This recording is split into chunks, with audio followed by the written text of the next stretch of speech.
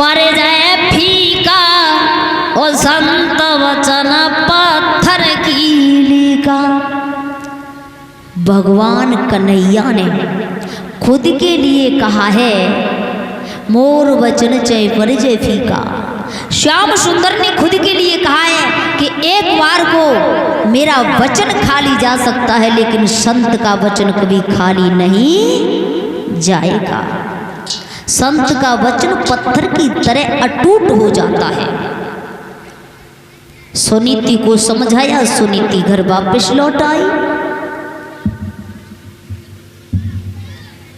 और सुनीति जब घर वापस लौट के आई है, टूटी सी झोपड़िया में रहने लगी। उसे एक शेर जौ मिलने लगे, जौ के टिक्कर बनाती, साथ में सब्जी नहीं है, नमक की रोटी यूं ही खाती है। कैसी किस्मत, एक दिन वो रानी थी, आज घास फूस पे पड़ी है। एक दिन कैसे कैसे पकवान मीठे खाओ करती, आज उसे साथ में सब्जी नहीं है। ये भी समय है।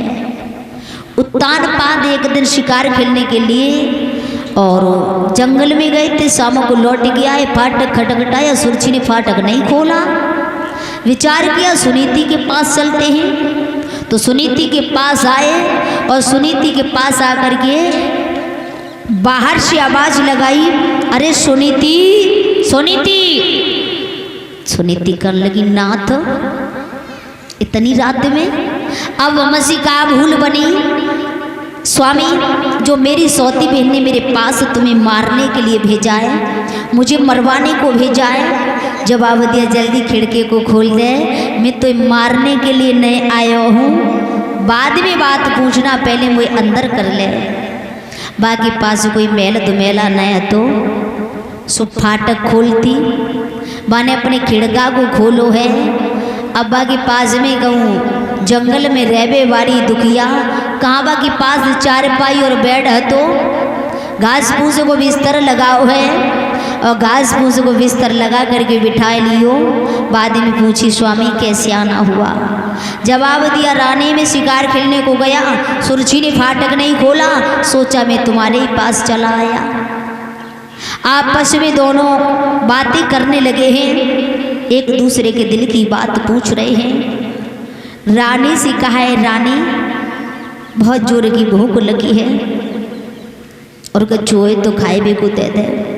तो जवाब दिए है कि सैया मेरे पास यहाँ क्या रखा है स्वामी, और बोली है स्वामी अरे सजना मेरी किस्मती फूटी।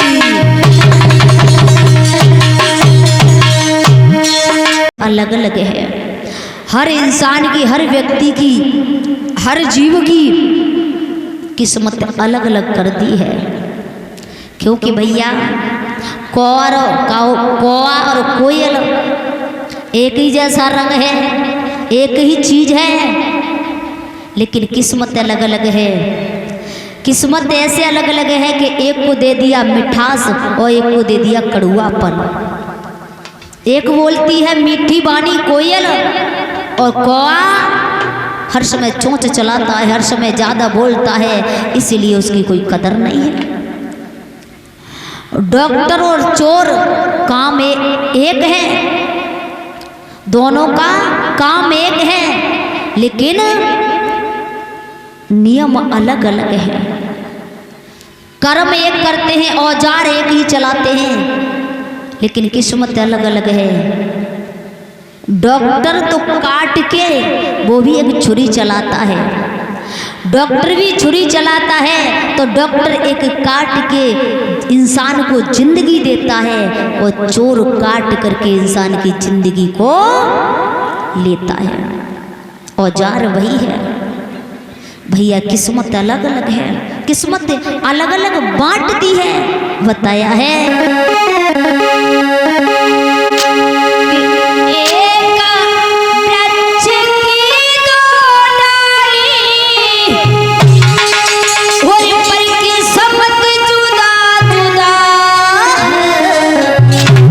अर्जुन एक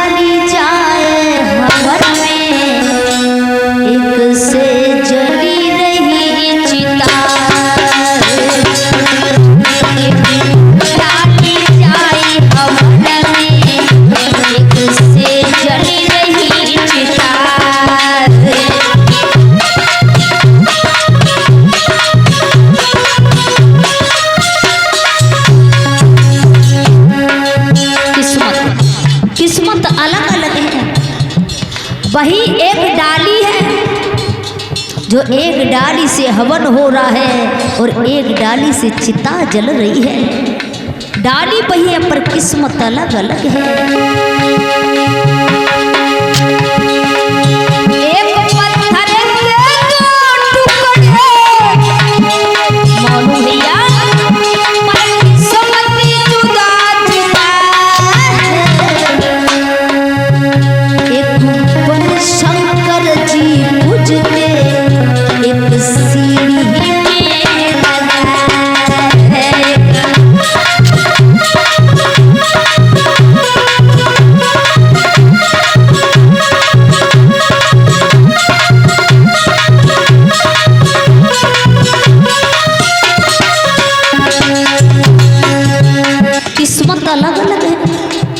वही पत्थर है जो अंदर इंसान पूजने को जाते हैं और वही पत्थर है जिस पे चढ़ करके मंदिर में जाते हैं। वही पत्थर है जो अंदर पूज रहा है और एक पत्थर सीढ़ी में लग रहा है। बारी बा किस्मत है।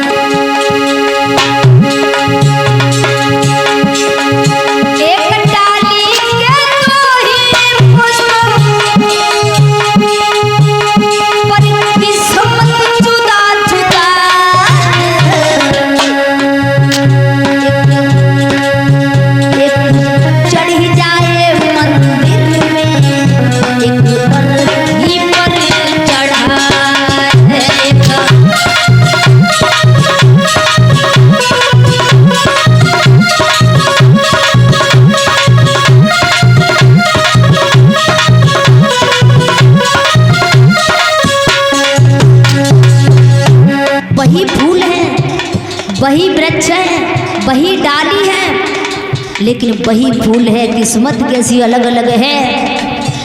एक मंदिर में चढ़ाया जा रहा है, एक से शुभ कर्म हो रहे हैं और एक कहाँ अर्थी पर चढ़कर जा रहा है। एक से स्वागत हो रहा है तो एक अर्थी पर जा रहा है। बारी किस्मत है।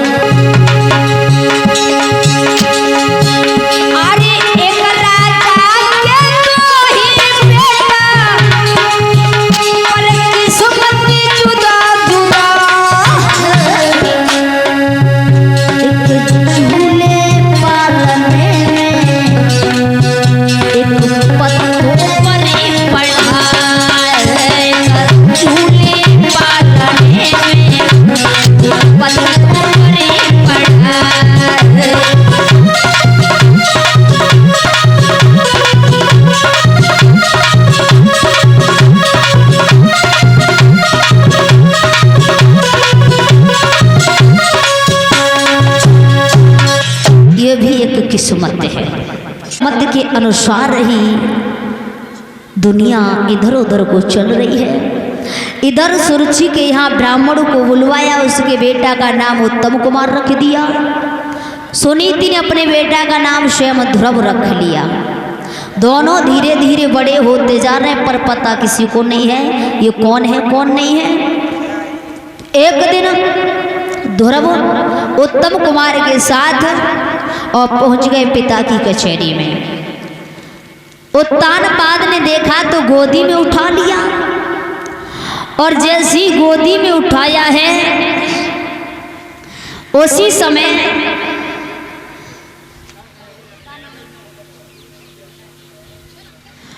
भूरे प्रत्याशी नंदपुर के रहने वाले ये 50 रुपए से सम्मान कर रहे हैं हमारा। भगवान से प्रार्थना करते हैं भगवान के लिए सुख शांति प्रदान करे, धनधाम से भरपूर रखे।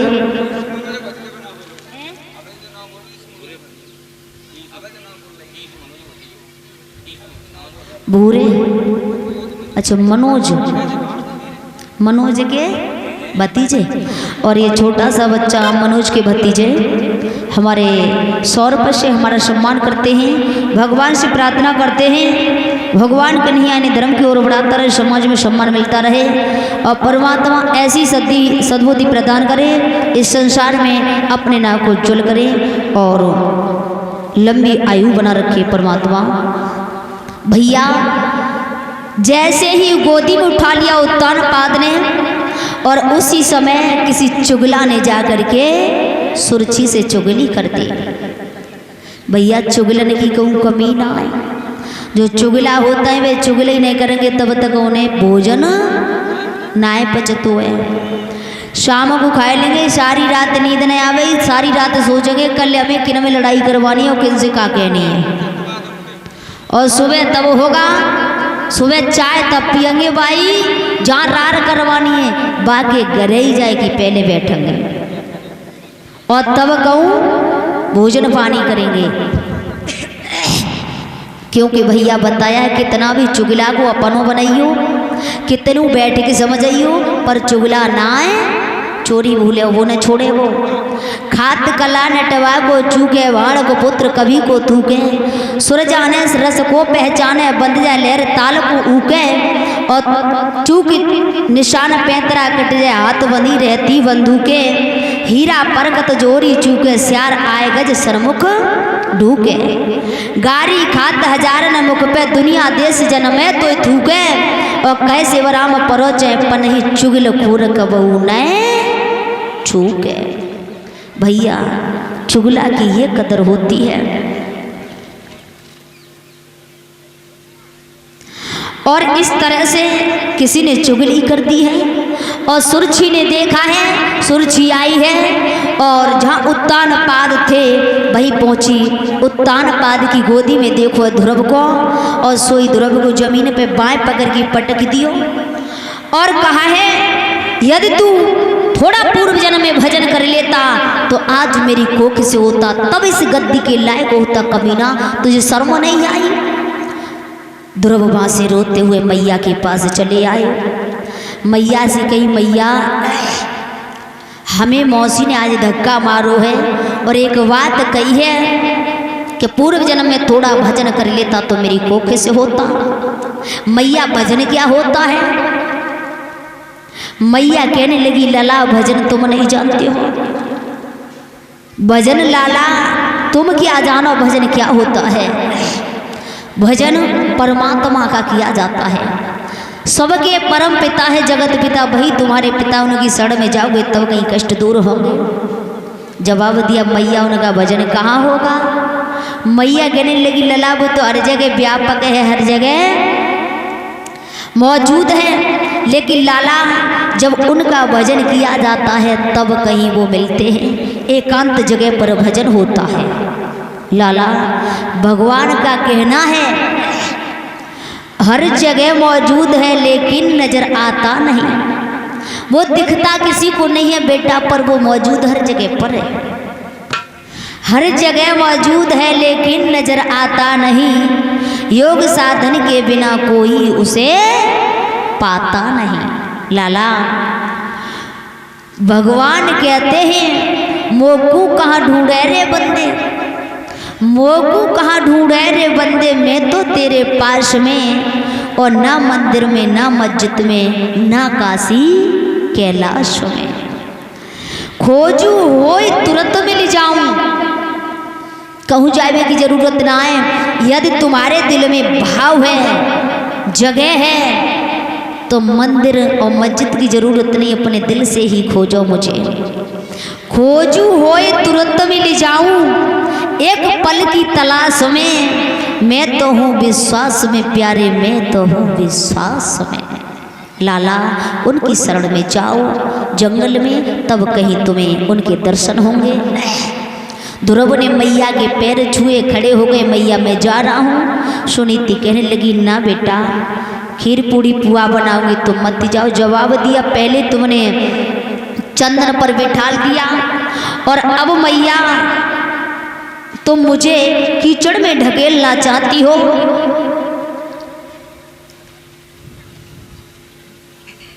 अब मुझे कीचड़ में ढकेलना चाहती हो मैया, मैं जब तक दर्शन नहीं कर लूँगा और तब तक खाना पानी कुछ नहीं करूँगा।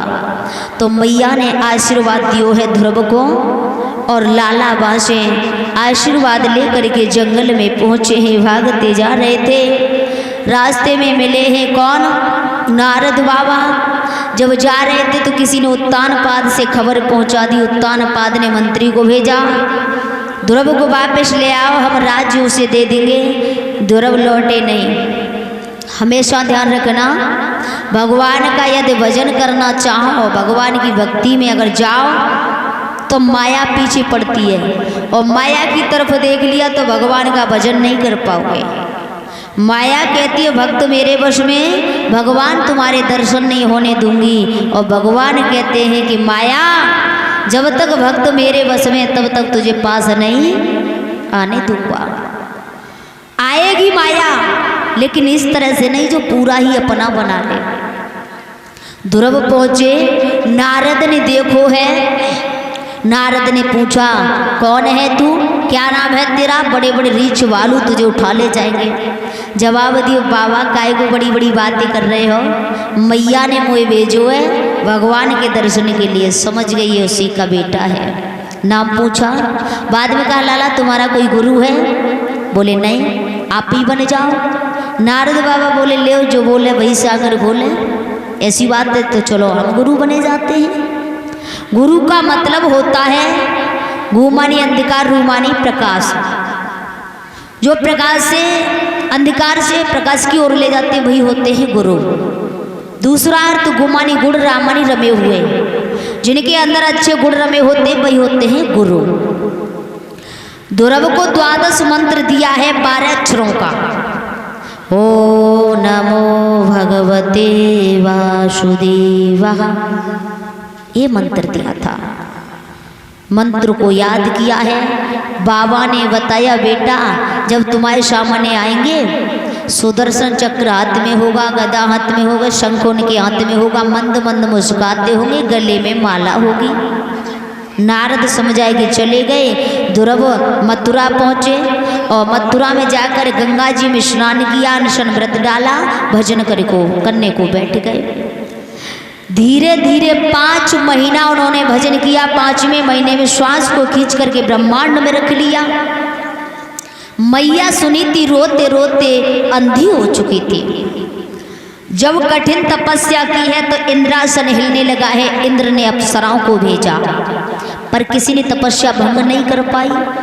नारद मुनि ने इंद्र को जाकर बताया, तब इंद्र भगवान विष्णु के पास पहुँचे और विष्णु भगवान से कहा है तो जवाब दिया आप चिंता न करो। विष्णु भगवान वहाँ से चले आए जहाँ ध्रुव तपस्या कर रहे थे, वहाँ पर आए हैं और आकर के आवाज़ लगाई, अरे बेटा ध्रुव, बेटा ध्रुव। लेकिन ध्रुव ने आवाज़ नहीं सुनी।